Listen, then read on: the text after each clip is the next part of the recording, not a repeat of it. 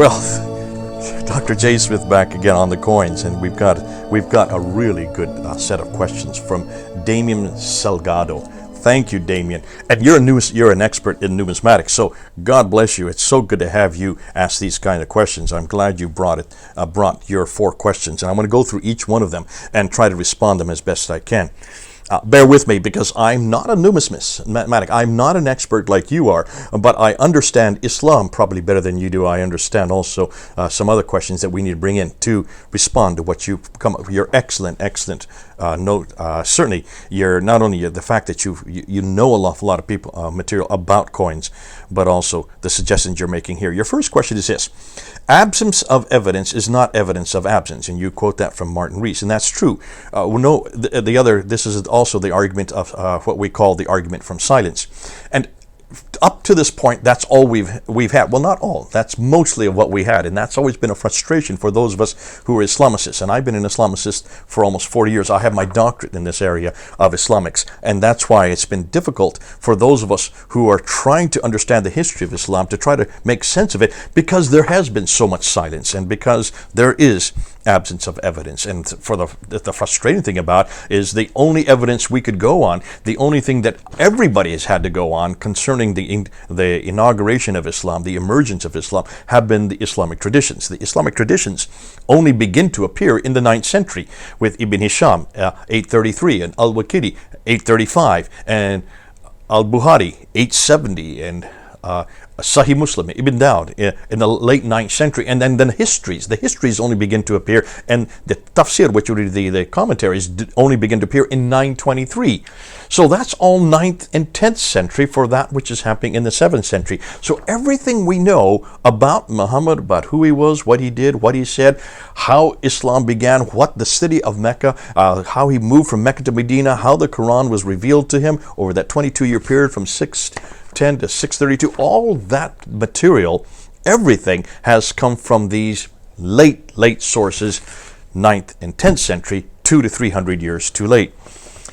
And so we've had no evidence. We've had no evidence for these people called Muhammad or Abu Bakr or Umar or Uthman or Ali, these 4 rightly guided caliphs, that Rashidun period, that golden period of Islam, from 624 to 661, when then Muawiyah started the Umayyad Caliphate. And that's why Muawiyah is so important, because for Muawiyah then we do get evidence. And one of them are these coins. Suddenly coins do appear. Now, it's not that they only begin to appear with Muawiyah. As you can see, these are other coins that I'm showing you here. These are predate Muawiyah, and they are Arab coins, and they do not have Islamic references to them at all, nor does Muawiyah. So suddenly we now get evidence for the 7th century. There's no absence anymore. So this is not a problem of absence of evidence. I'm not saying that. In fact, I'm saying just the opposite. We now have evidence. We haven't before, and that's been the frustration. And the question that you should be asking, and I understand you're in numismatics, you're not really into this area of history, but the question that everybody should be asking, myself as well, is why is it that we don't have any evidence? Since they controlled all the way from Tripoli over here in North Africa, all the way to Afghanistan, from Tripoli to Afghanistan. Look at the map. I'm putting the map up there. From Tripoli to Afghanistan. That whole swath of land came under their control by 661 when Muawiyah comes to power. That whole swath of land was under their control. Why, therefore, can we not find anything about what was happening in that time period and how they got it? And why is it we can't find anything Islamic about that whole period, that first 40 years? And now we have the coins that are helping us. And this is just one, you might say, one leg of the number of legs that we're coming on. That comes up to another question you bring up. And you say, first official Islamic coins were minted only after Muslims took control of mints. There were no active mints in the Arabic Peninsula in Muhammad's time. That's why there are no Islamic coins of Muhammad's time. And I would agree with you. And I think that's a given. We wouldn't expect Muhammad or even possibly Abu Bakr. When the beginning of Islam, it was still so small, it hadn't really moved out. But by 651, they had taken over Basra, Baghdad, Damascus, Jerusalem, and Cairo. These were major cities. These were sophisticated cities. These were literate cities. These cities would have had mints. And they certainly would have had coinage. As you can see, the coins are there. We're showing you the coins. And so the coins will have introduced who they were, and they would introduce what they believed, and they would introduce their names, and they would introduce also the time periods. Those are on the coins, and that's what we've been trying to say. Especially with Muawiyah. By that time, Afghanistan to Tripoli, like I've already showed, is already under his control. That's a huge swath of land with an enormous amount of power and enormous amount of prestige. They were not. They had obliterated the Sassanid Empire by that time, and their biggest threat now was the Byzantine Empire in the north. But they had pushed the Byzantine Empire straight up north. But they were still adopting their same. They were still adopting their same icons. They were still using these religious icons. There was nothing Islamic yet. We can't find anything Islamic yet in any of this material. And so the mints would have been in existence. There would have been in mints by 661. You can see, look how good these coins are. Look how well they're made. That you could only have from a very powerful person with a powerful mint at his disposal. Number 3. You ask, early coins, and this is probably your best question. I like this one the best. Early Islamic coins continued previous Byzantine and Sassanid types because they were the acceptable, well-known types, a fact that is decisive when producing coinage. There are thousands of instances of numismatics of type continuity, and imitation from the Athenian tetradrachma, which was extensively imitated in all the Eastern Mediterranean, to hundreds of limitations and local versions of medieval coin types, to even the US dollar bill that continued its anticipated type and style for decades.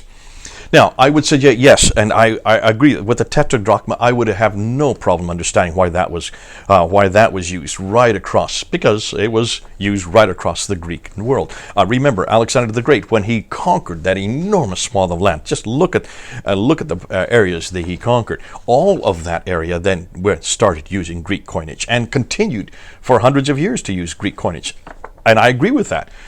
But remember, that makes my point.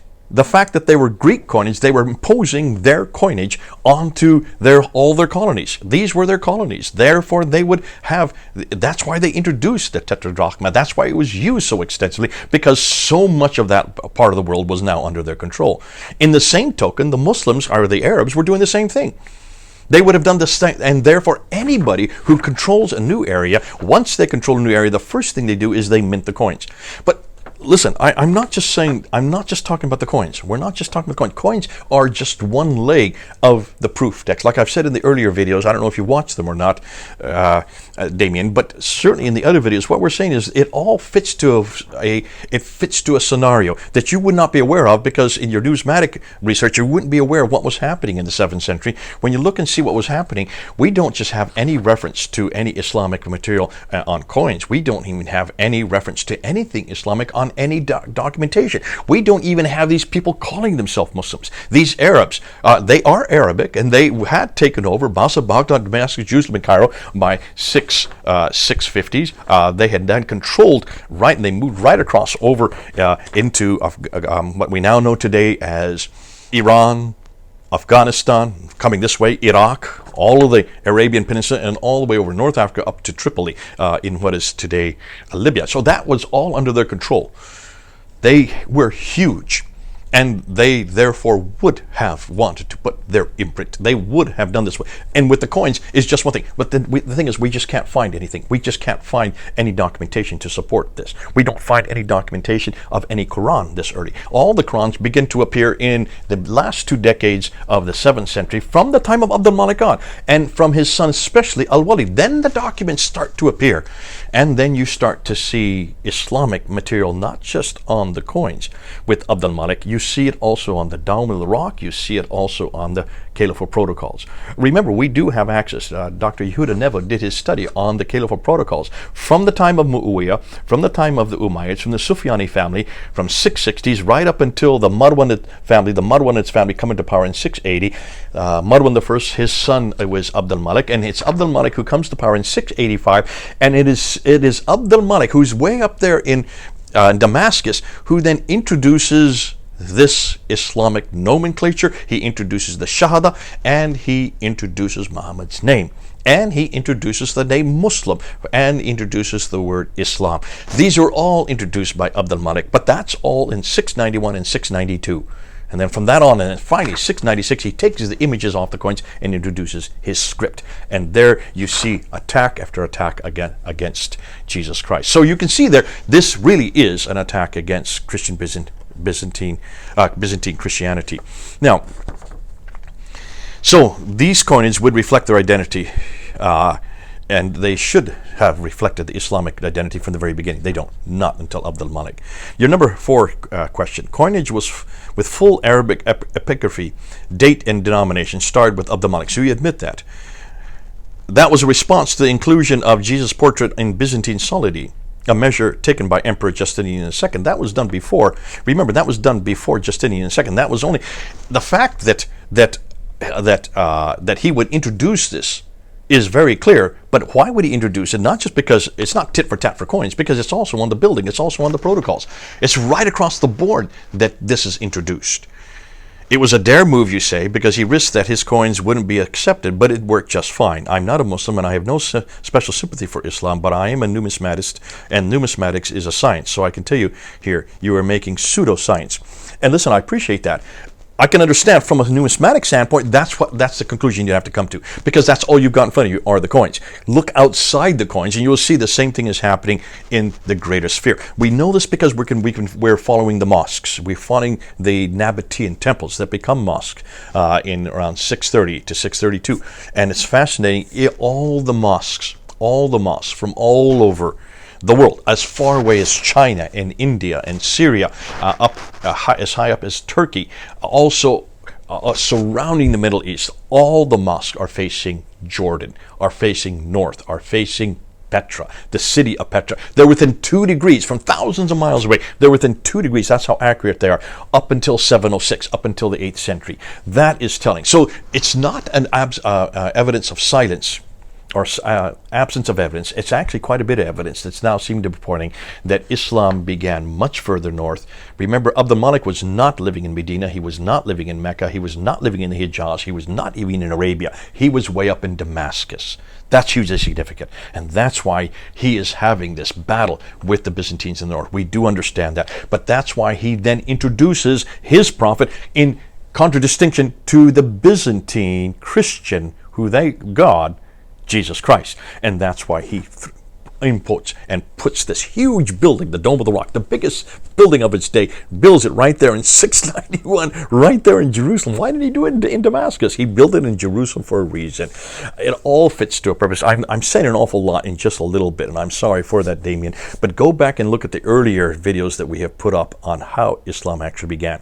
Coins now fit exactly the same scenario that we've been looking at the other historical evidence. It's just another one of the legs that is now showing us how Islam began. It's not the only leg, and we don't only go on numismatics. We're not only looking at coins to get to our conclusions. We're looking at them alongside many other pieces of evidence, and they all seem to be pointing to the same place, the same scenario, the same history, with the same people, and it seems to come down to al-Malik. Listen, love for you to come back to me. Let me know what you think. See what you say. I'll be waiting for your next questions.